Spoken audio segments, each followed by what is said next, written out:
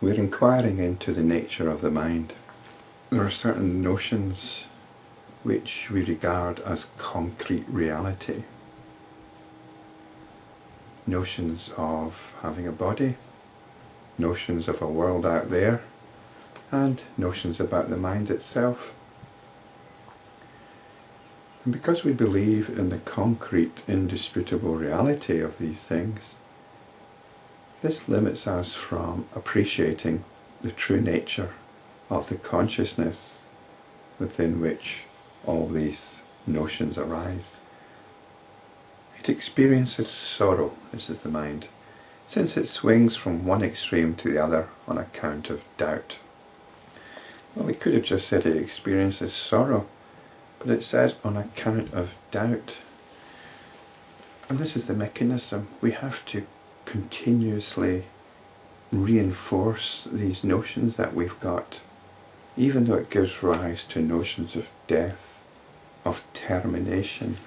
The body stops, the individual dies, and this is a shock because we've built up the notion of that individual being alive in that body out there in that external world. So it's this doubt which fuels the need to believe in our notions, these notions which we find insane to dispute. This sorrow cannot cease except when the self-knowledge arises. Nothing other than self-knowledge can remove the wrong notion, I am this. Self-knowledge does not arise except through the investigation of the means for liberation. Hence, by every means, one should investigate the means for liberation. In other words, we should study these texts which are full of the wisdom of self-knowledge. We've got plenty of opportunity in this modern age. The mind constantly entertains the notion that the life force is my own life, and therefore the mind rests in prana. And the life force is where the attention gravitates to, or is pulled towards, or is hijacked by. Is this feeling of the attention which we consider our free will, which we consider our individuality, this attention that can move from one thing to the other. This is the prana, this is the life force. When the body is in a state of well-being, the mind functions well. But when the body does not enjoy a state of well-being, the mind does not see anything other than the physical disturbance. And this again is the attention. When you're not well, the attention just gets sucked right into it, doesn't it? And all we can focus on is, oh, I feel dreadful. Oh, this is so much pain, and so on. When the prana, the life force, is busily engaged in its own vigorous movement, then it is absorbed in its own movement and is unable to exert in self-knowledge. And so when we're healthy, when we're happily engaging with things, we're not thinking about self-knowledge, we're just getting on with it.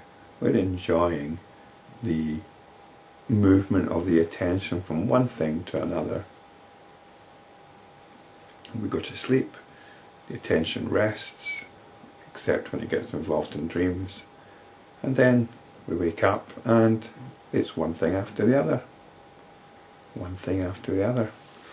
Thus, the relationship between the mind and the prana is that of a rider and the vehicle. So the mind consists of our notions, and the prana is what rides between these notions. It's what goes between these notions, and in doing so it reinforces the notions. So the notions that we hold are what drive the attention in a particular direction. And when the attention's focused on a particular notion, it reinforces that notion. It reinforces that reality. Such was the notion entertained by the infinite consciousness right in the beginning, and therefore this relationship prevails even today. And this is when consciousness perceives itself as its own object. Not in the sense of consciousness being conscious of itself, but in terms of identifying with the notions which arise in it. and creating this distinction between object and perceiver of the object. One who is not enlightened is unable to transcend it. It's this whole cognitive process that we get caught up in, the process of cognition. The ignorant person continues to entertain unshakable notions concerning time, space, matter, mind, prana, and the body. Again, understanding prana as the attention and mind as the notions which the attention moves between. It's quite interesting, this reality that we construct of time, space and matter, because can we examine time under a microscope? Can we examine space under a microscope? We can measure space, we can measure time, but what is actually being measured? I would suggest it's the same with matter. Matter is only a measure. It's not actually measuring anything any more than space is something that can be measured, or time is something that can be measured. They aren't actual things, are they?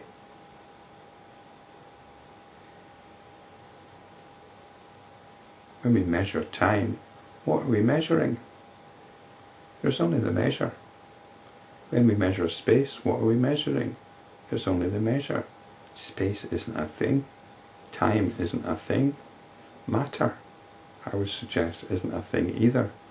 They're simply measures by which we create our reality. When the mind and the prana function in harmony, the person engages himself in various activities. When there is disturbance, there is disharmony. When both are at rest, there is sleep. When the nadis, the channels of energy, are clogged by food, etc., and there is inertia, the movement of prana becomes dull and there is sleep. And this is the attention when you've had a big meal. Your attention becomes very hard to focus and you just go to sleep. And even when the nadis are not clogged by food, etc., but when there is weakness or fatigue, the prana is unable to move properly and one sleeps. When the nadis themselves become soft and weak for whatever reason, when they are loaded with all sorts of impurities, and when the prana is thus engaged in some extraordinary activity, then too sleep arises. I would think in that latter case it might even be death that arises. But anyway, this is clearly the attention and the health of the attention as it relates to sleep and activity.